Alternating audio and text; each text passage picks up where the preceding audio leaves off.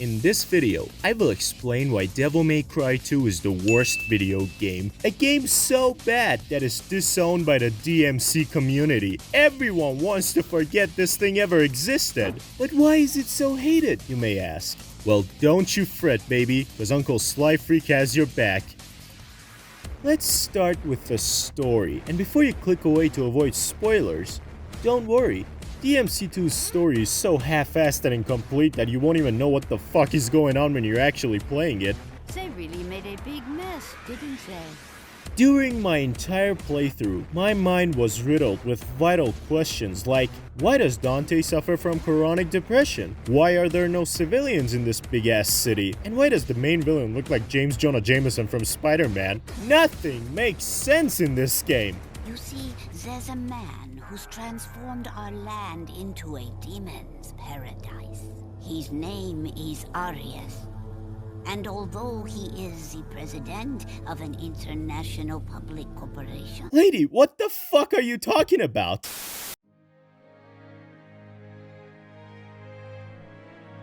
Devil May Cry 2's gameplay is fucking boring. Seriously, this game has the potential to bore people to death. Enemies are completely brain dead. They barely do anything in combat. They just fucking stand there. Dante's guns are so overpowered that you can just stand still and kill everyone by spamming the shoot button. So fun. When the first Devil May Cry came out, some people complained about it being too hard. So what did Capcom do? They made DMC2 a lot easier. In fact, they made it so easy that even video game journalists could play it. And even those guys didn't like it.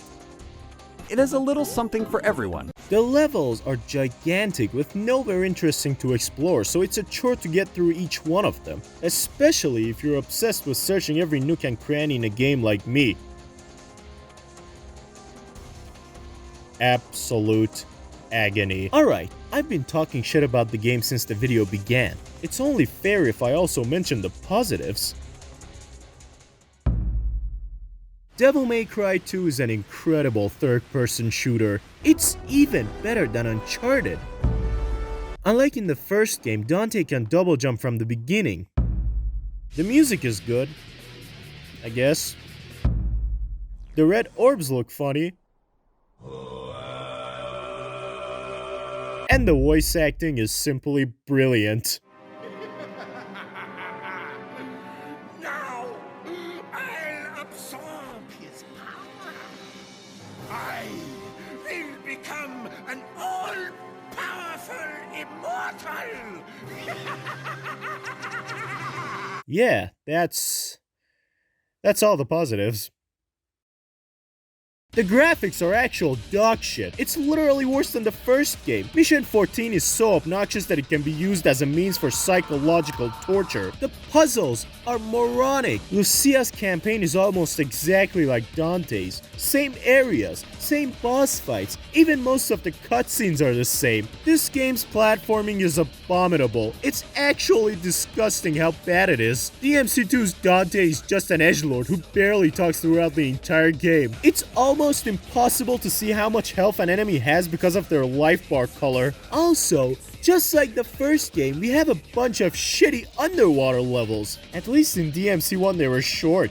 And don't even get me started on the boss fights in this game. Aside from being diabolically easy, some of them perform the most retarded things you can imagine. There are bosses like this one, who has a total of one move. There's this building monster who just keeps punching some random spot that's not even remotely close to Dante. Even the main antagonist of the game just sits on a chair and starts drinking in the middle of the fight. They also brought back Phantom from DMC1 with one key difference. This time his boss fight is terrible, but the worst boss by far is Infested Chopper. First of all, I want to know, why is this even a thing? And secondly, why does this abomination have so much health?